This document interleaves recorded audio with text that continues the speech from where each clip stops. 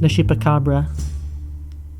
Over a decade ago, farmers in the mining heart of Chile awoke to find their goats and sheep slaughtered, drained of blood, by an unidentified predator that pierced the animal's neck, and thus created the rumor that would slowly grow into the legend of the Chupacabra.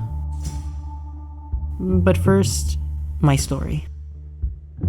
As a kid, I had a pretty modest upbringing. My mother, being a single parent, would always find ways to make sure that I would have a normal childhood, and that included vacations. And one of the most cost-affordable options, well, was to send me to Puerto Rico to visit my uncle's farm.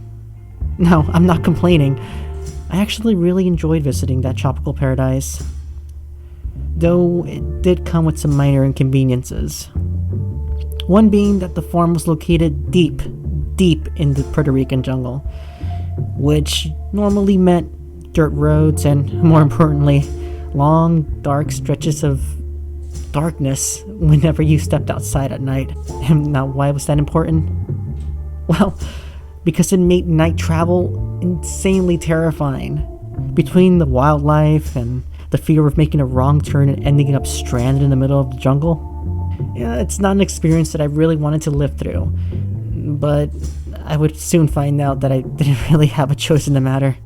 On one particular night, my cousin noticed that I was getting restless, just hanging out in the house and I guess watching the sunset. They decided to treat us to a movie, which sounded amazing compared to the alternative.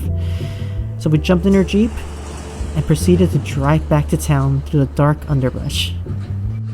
Now, as stated before, the roads, they were bumpy, but that was to be expected. We played music and kept up with friendly conversation. Just another blissful summer night. But then the car stopped.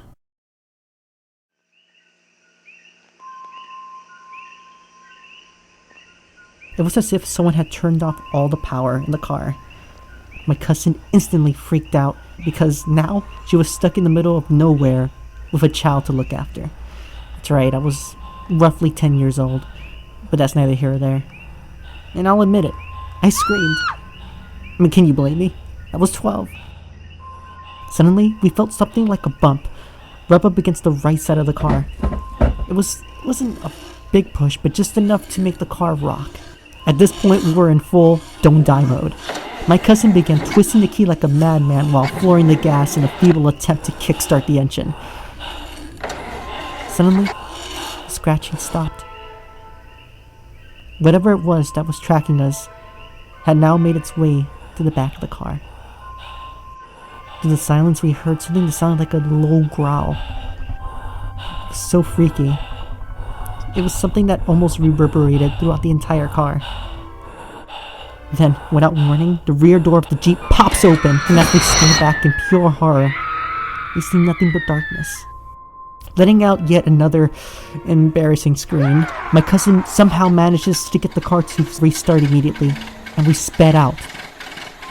Now, when we eventually got back to the farm and explained to my uncle what was happening, he gave us a knowing look. Must be the Chupacabra. He had explained that as a farmer, some of his livestock had already been hit, and it was rumored to be in the area. I found that dumbfounding. I asked him why hadn't anyone done anything about it. He turned to me and said, "No one can believe in such things without being called crazy." And I don't know, I kind of disagree. But one thing's for sure, that experience stuck with me. And to this day, I honestly wonder, what was that? What stopped our car? What growled? What scratched? What bumped us? And what let us go?